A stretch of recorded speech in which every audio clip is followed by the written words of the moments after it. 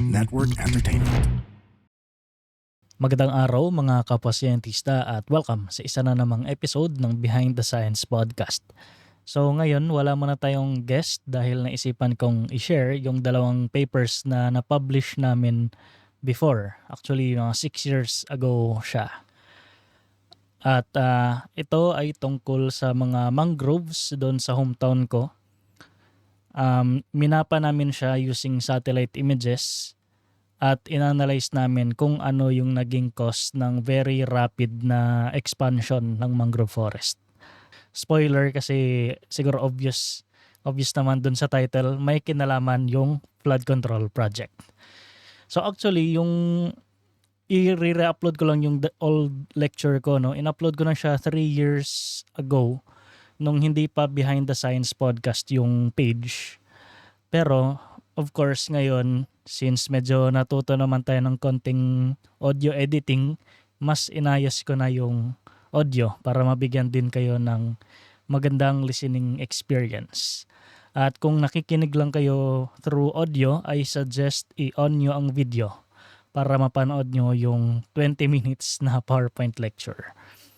So after ng lecture, i-discuss ko ikikwento ko rin yung mga more behind the scenes stories ng paper na to, kung paano nabuo yung idea to do that at ano yung mga pinagdaanan nito bago na publish.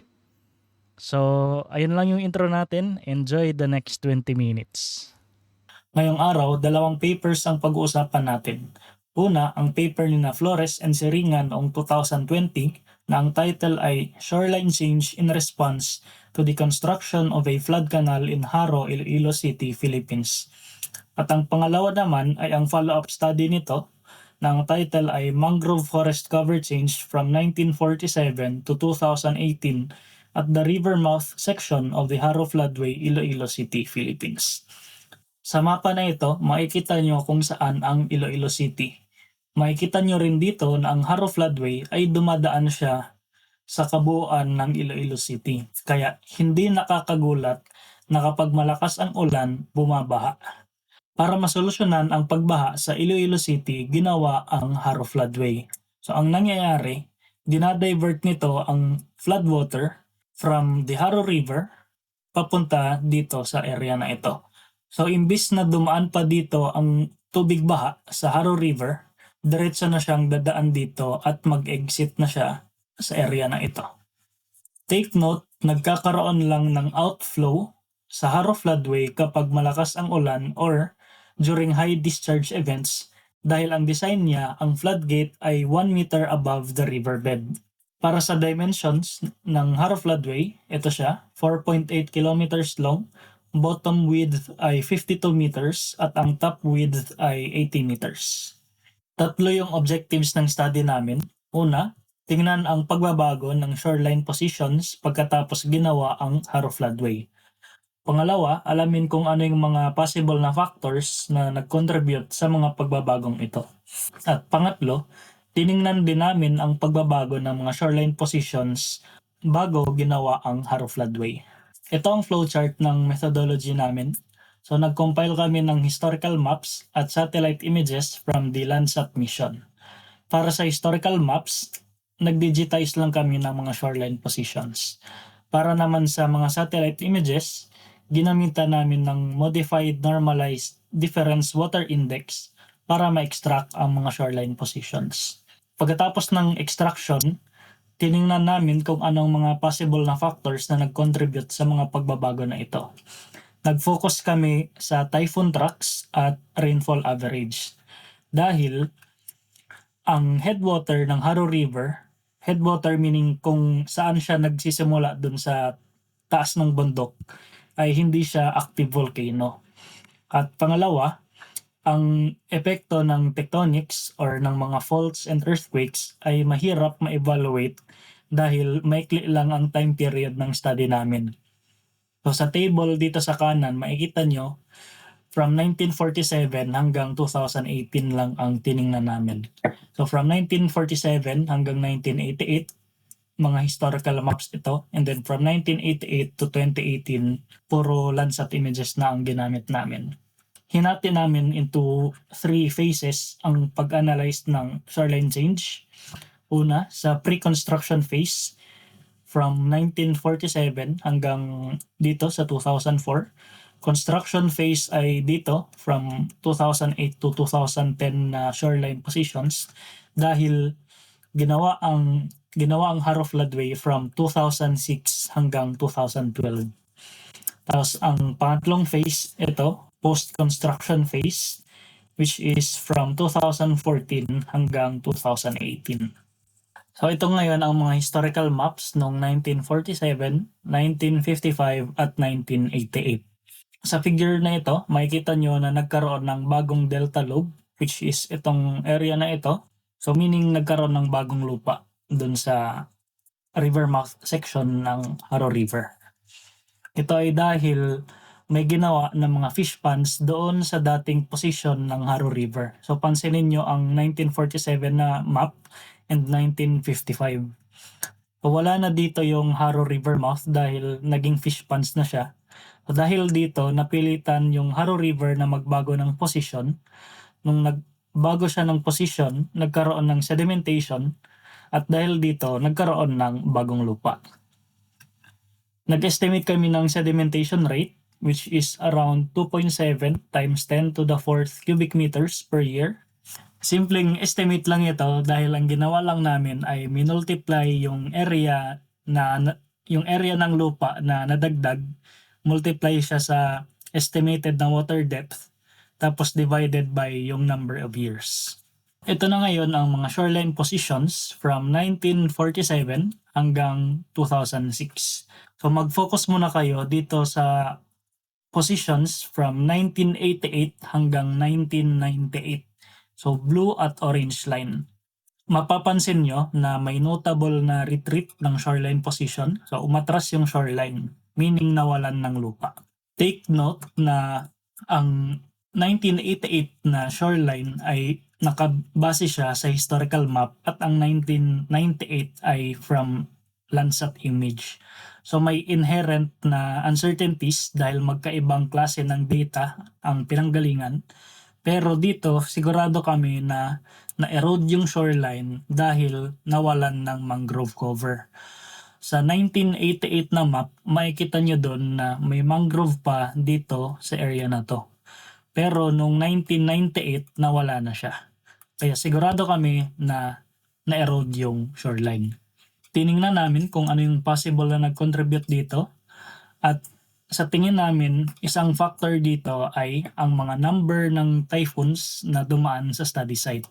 So dito makikita nyo between 1985 to 1995 may relative na increase dun sa number ng typhoons na dumadaan sa study site. So ang mga bagyo ay may dalang mga malakas na alon at dahil malakas ang alon na-erode yung shoreline.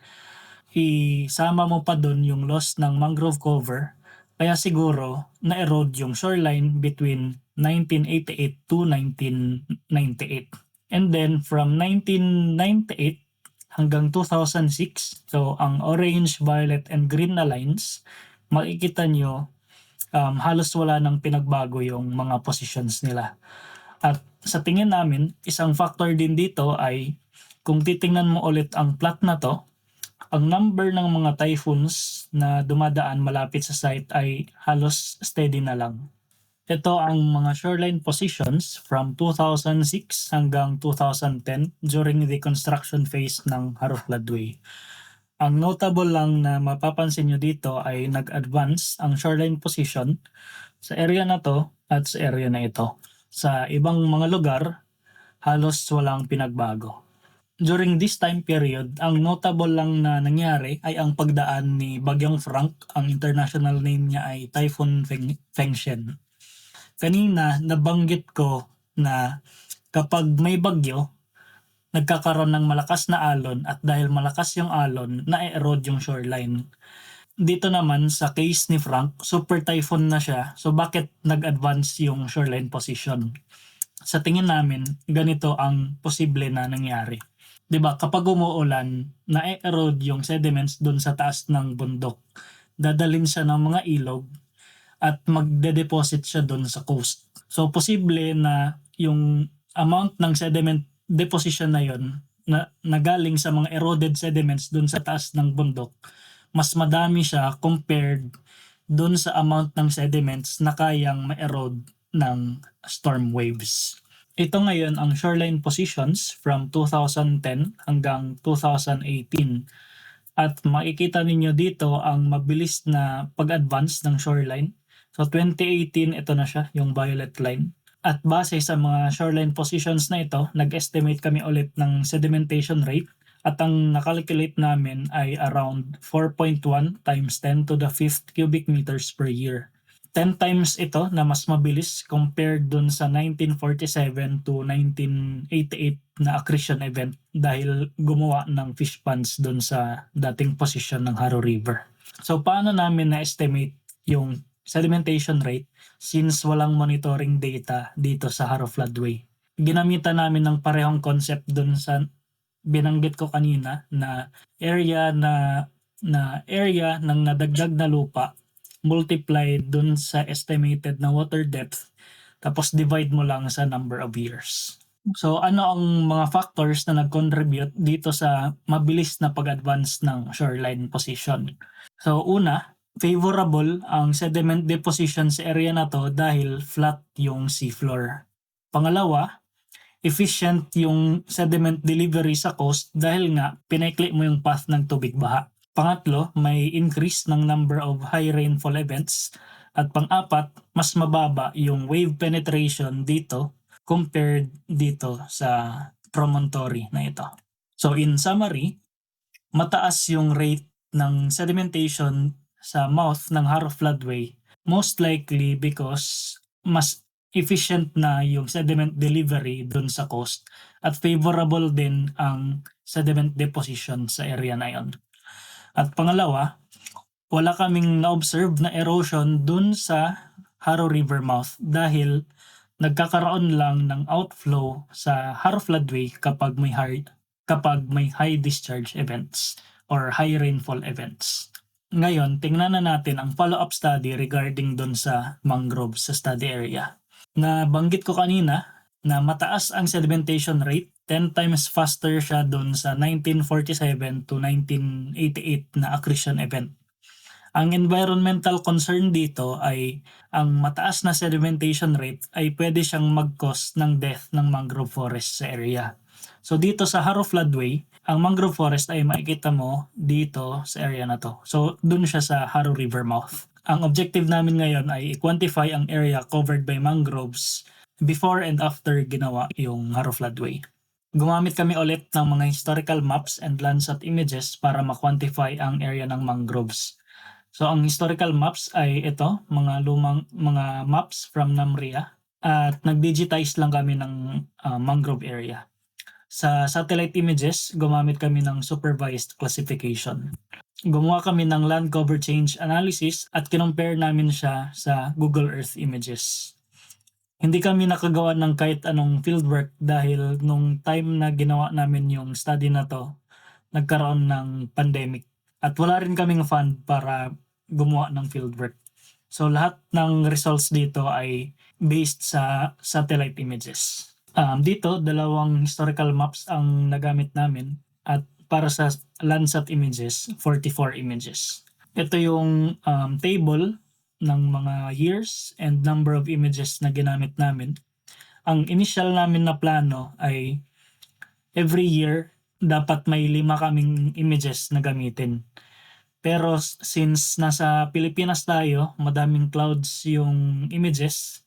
So para ma-resolve ang issue na to, ang ginawa na lang namin, every 2 years dapat may 5 kaming images. So bakit gusto namin yung 5 images? So for example, dito sa 1998, may 5 kaming image. Tapos ang values ng pixel ng bawat image na yun ay 1 or 0 lang. 1 kapag mangrove at 0 kapag hindi mangrove yung pixel na yun.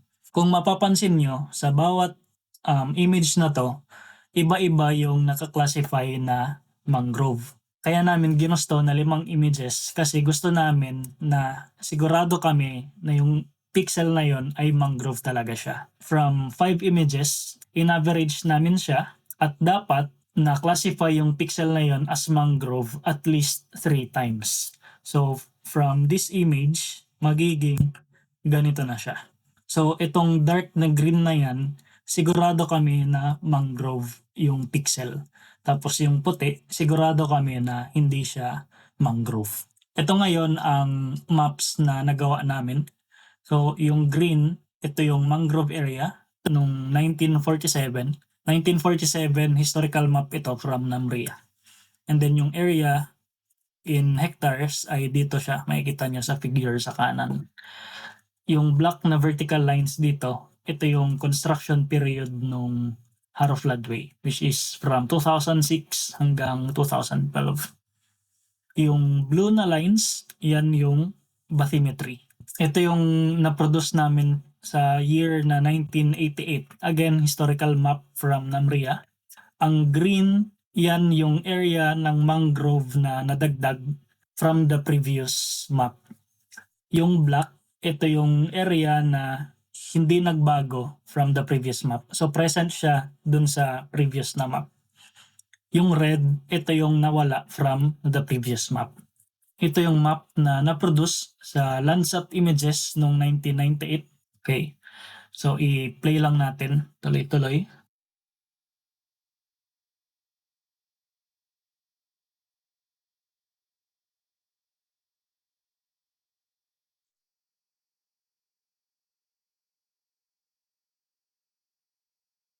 So, ito na yung na-produce namin na map for the year 2018 gamit ang mga Landsat images. Mapapansin nyo dito sa plot na to na from 2010 to 2018, nag-increase yung mangrove cover area. Pagkatapos, ginawa yung Harrow Floodway. Ang tanong ngayon, ano ang nag-cause ng mabilis na increase ng mangrove area? Dahil ba ito sa mangrove planting or natural colonization ba ang nangyari? Simpleng calculations lang. Assuming na ang mangroves ay tinanim 1 to 2 meters apart, ang 38.38 hectare na increase from 2008 to 2018, kailangan ng 172,000 to 344,000 seedlings na successful na tumubo. Take note, successful. Hindi mo pa doon binibilang ang mga namatay na mangroves. So ibig sabihin, ang actual number ng tinanim na mangroves ay dapat mas malaki pa sa numbers na ito. So ang senaryo na ito ay hindi siya realistic. Buti na lang may mga high resolution images na available sa Google Earth. So tingnan nyo ang mga maps na ito. Ito ay from 2020 at yung maliit na box na ito yung itsura niya from 2015 at ito na siya noong 2016. Makikita niyo ulit yung very rapid na increase ng area ng mangrove. At kung planted ito, dapat ang makikita niyo na pattern ay gridded siya. Pero dito, ang nakikita niyo ay kalat-kalat sila. So meaning, most likely natural colonization ang nangyari. Ganon din ang makikita nyo dito sa area na to. Ito siya nung 2015 at ito na siya nung 2016. Again, the same pattern na kalat-kalat yung distribution ng mangroves. Hindi mo masyadong nakikita yung graded na pattern. So, most likely, mas malaki yung contribution ng natural colonization compared sa mangrove planting. So may mangrove planting efforts talaga na ginagawa dito, pero we think mas malaki yung contribution ng natural colonization dun sa increase ng mangrove area. Ano ang nag-cause ng mga pagbabago ng area covered by mangroves since 1947 to 2018? Kung babalikan nyo yung diniscuss ko kanina na mga shoreline positions, mapapansin nyo na very correlated sila. So from 1947 to 1988, may increase ng mangrove area dito. At kung babalikan nyo yung shoreline positions, makikita nyo, nag-advance din ang shoreline. From 1988 to 1998, na-erode yung shoreline. Tapos again, makikita nyo, bumaba yung area na covered by mangroves. 1998 to 2010, relatively stable yung shoreline. At ganun din ang makikita nyo dito sa mangroves. Halos walang pinagbago yung area na covered by mangroves. So lastly, from 2010 to 2018, nag-advance ulit ang shoreline at very rapid yung pag-advance niya dahil mataas yung sedimentation rate.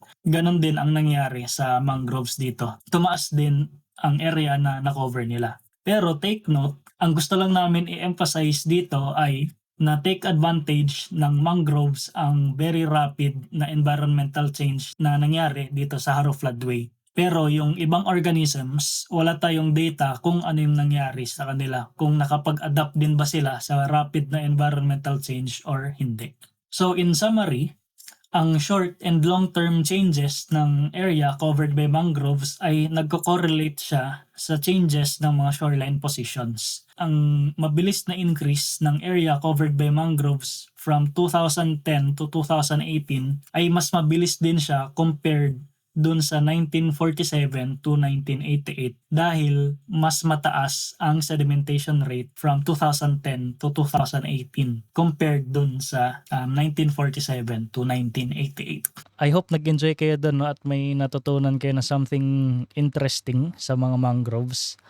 And gusto ko lang din i-emphasize or i-reiterate na hindi namin sinasabi dito na maganda sa environment ang very high na sedimentation rates, no. Talagang na-take advantage lang ng mangroves yung very rapid na environmental change na to kasi nga mga opportunistic sila na organisms. At alam ko may issue sa mga flood control ngayon na naungkat siya last year at hindi rin namin sinasabi dito na kailangan natin gumawa ng mga flood control projects kung gusto natin mapalawak yung mangrove forest natin. Hindi ko sinasabi yon dito sa study. Hindi namin yon sinasabi dito, no. So, gusto ko lang yon klaruhin sa lahat. At of course, alam naman natin na kapag may mga ganitong klaseng engineering projects, no, large scale engineering projects, of course, expected na may environmental effect talaga ito. And yung nangyari dito sa mangroves ay isa itong unexpected na result ng flood control project na to. So, dun sa study, yung last na image na pinakita ko dun ay 2018. So, 2026 na. After 8 years, ayan, tingnan nyo yung Google Earth images. Mas lumawak pa yung mangrove forest dyan sa lugar na yan. At siguro napansin nyo last year, lumalabas sa balita yung Iloilo City. Dahil nga sa mangrove expansion na nangyari dito dahil sa effect ng flood control project. So, ayun. The usual na tinatanong ko sa mga guest, no? Ano yung funding ng study na to at paano nabuo yung idea na gawin yung study. So sa funding wala talaga akong ginasto dito kasi product ito ng remote sensing class during my masters. So yun yung backstory din paano nabuo yung study kasi yung final project ng remote sensing class ay kailangan namin gumawa ng isang change analysis. So, ang ibig sabihin lang nun, for example, meron kang image for year 1, gumawa ka ng land cover mapping doon, tapos for year 2, gumawa ka ulit ng land cover mapping on that same area, tapos tingnan mo kung anong mga nagbago throughout the years.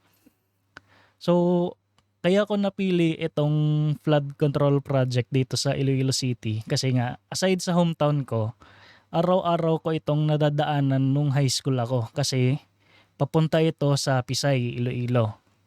At kapag umuwi, papunta sa school, dumadaan yung jeep doon. Nakikita ko din yung progress nun kung paano siya ginagawa. And during that time, environmental concern nga yung paggawa.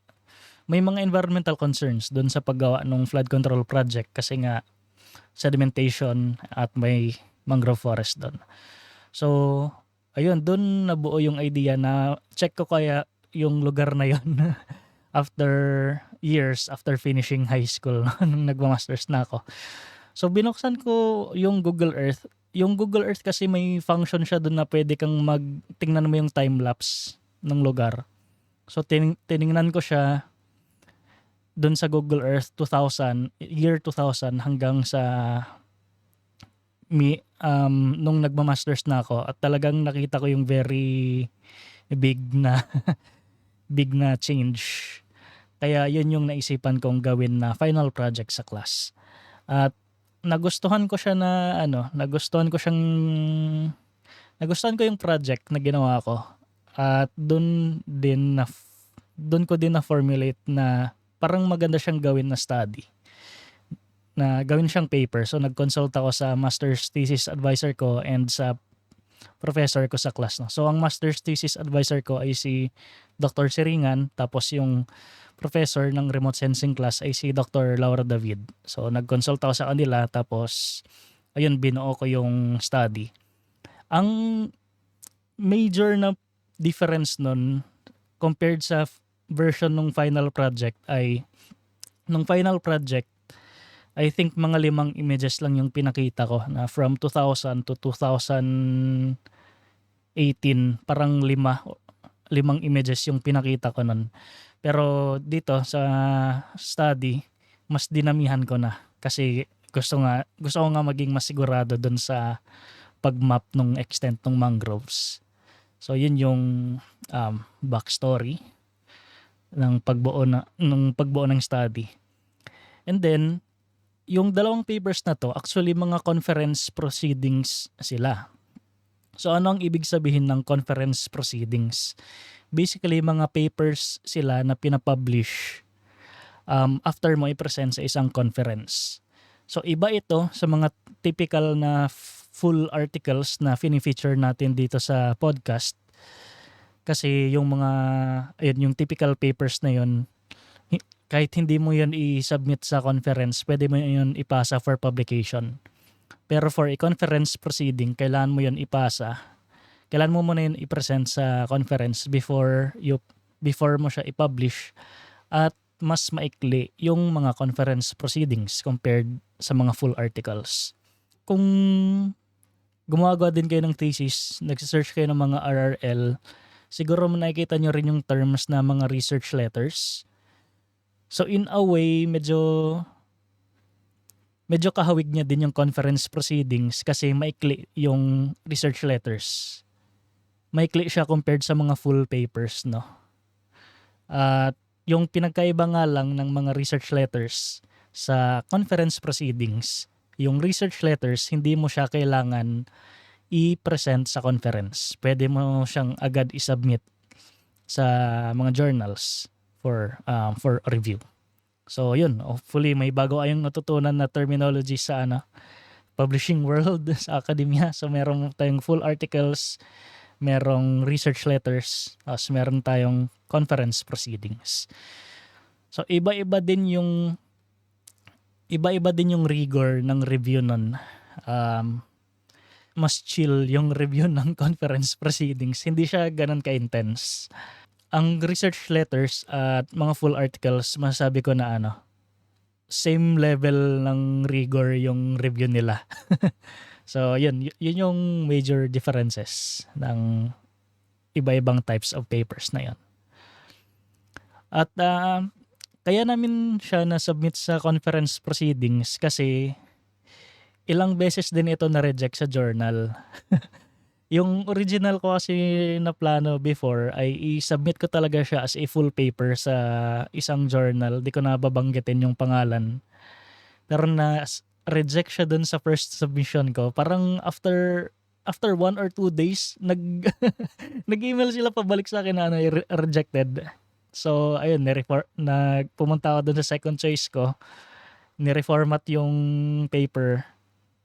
Tapos, sinambit ko dun sa pangalawa. Hindi ko na matandaan after ilang days. Basta na-reject siya ulit.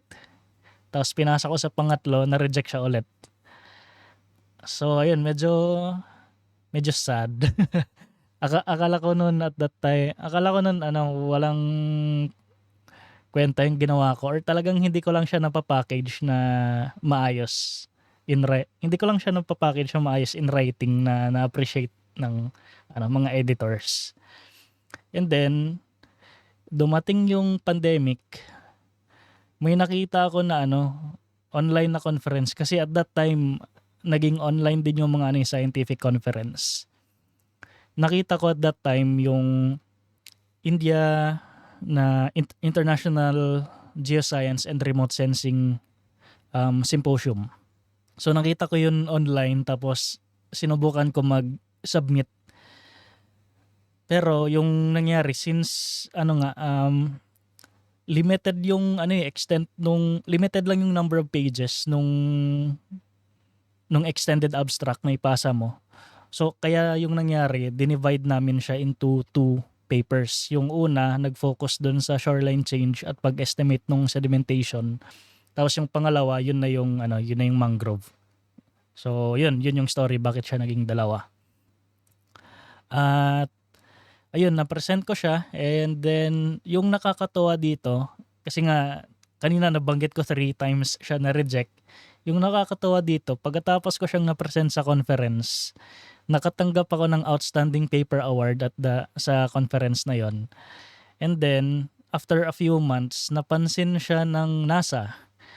So kung isi-search nyo, napansin siya ng NASA, makikita nyo siya kapag nag-search kayo NASA Image of the Day, Haro, Iloilo City, makikita nyo yung study ko. So, try nyo i-google. So, yun yung nakakatawa doon. Even though 3 times siya na-reject, walang funding nung ginawa yung study. Ayun, may in a way, may narating naman. Nakakuha ako ng award at napansin siya ng NASA. So, nakakatawa. Plans moving forward with this research. Ngayon kasi medyo malayo na yung yung research area ko. Hindi na ako nakafocus sa coastal area. Nasa subduction zone setting na ako. Pero in the future, gusto ko balikan yung study na to at gumawa din ng mga follow-up studies, no. Lalo na sa additional na pag-map dun sa extent ng mangroves. Kung may marunong, hindi kasi ako marunong model ng mga river discharge and sedimentation eh. Kung may audience tayo na nakikinig na interested gawin yon, ayun, baka marunong kayo mag-model ng river discharge and sedimentation para lang i-check kung comparable yung makukuha nyo na results dun sa very simple na estimate ko, no? So ayun, yun yung naisip ko na pwedeng gawin in the future, or kung may gustong maipag-collaborate with me na gawa ng follow-up study na to, please reach out lang kayo. So message lang kayo sa page or email nyo ako. So ayun lang, ano pa ba? Advice ko sa mga this episode, magbibigay ulit ako ng additional advice sa mga young researchers or younger researchers. Hindi lahat ng research kailangan nyo ng malaking funding. May mga research na pwede nyong gawin na libre lang, no? Gamit lang yung available resources, at yung remote sensing, isa siya sa... Hindi ko naman sinasabi na lahat ng remote sensing studies hindi kailangan ng funding, pero pwede siyang isa siya sa mga fields na pwedeng minimal funding lang yung kailangan mo at the start. Kung gusto mo lang gumawa ng baseline study or something, hindi mo kailangan gumasto ng malaking pera, kasi yung kailangan mo lang i-download mo yung mga available na satellite images, tapos yung laptop mo para gumawa ng mga analysis. So yun lang yung kailangan mo. Pwede kayong makagawa ng mga world class na research na with minimal na gasto. So tandaan niyo yun palagi. So hindi nag-equate yung amount na ginasto nyo sa study sa value na mabibigay ng study nyo. So yun lang. Maraming salamat sa pakikinig at see you everyone next week. Madami pa tayong pag-uusapan na research na ginagawa ng ating mga Pinoy scientists. The opinions of podcast creators, hosts, and guests are not necessarily reflective of the official stance of the Pod Network Entertainment, its hosts, or other network programs. The content created by the people behind the podcast is personal and not meant to harm any religion, ethnicity, group, organization, company, or individual.